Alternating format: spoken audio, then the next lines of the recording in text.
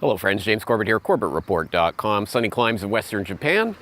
Thank you for joining me today, and today I have a little question for you. It occurs to me because of an interesting conversation that I had last week on Declare Your Independence with Ernest Hancock, which, as you may know, I am a regular guest on. And last week we were discussing an aspect of Ernest's work that I imagine if you are familiar with Ernest Hancock at all, you'll be familiar with. But if you're not, you may not know that Ernest Hancock is pretty much the godfather of the online activist movement. He's been around doing it for decades in various forms, and he knows his way around the information battlefield.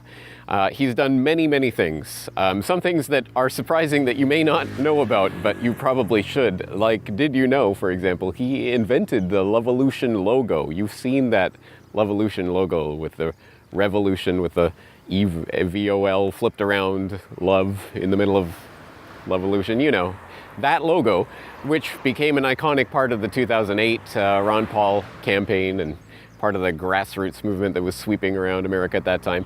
That was Ernest Hancock. He invented that. And, and a few years ago, Russell Brand stole it and then tried to copyright it. It's craziness like that.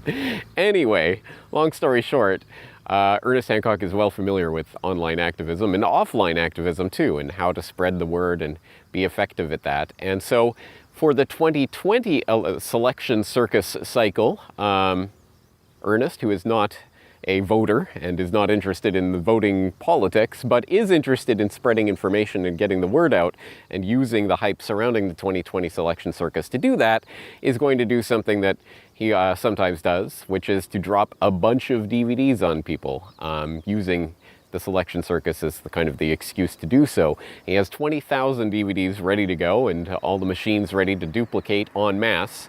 But he needs to know what to show these people, and he's looking to show them Corbett Report work. So on his program last week, he asked me about what work that we should share with these people.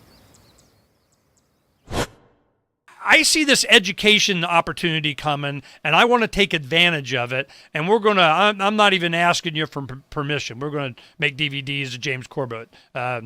What say you? Not that I care. Well, exactly. It doesn't matter, but, power to you. That's exactly why I create this. Yes. So if you can spread it, spread it.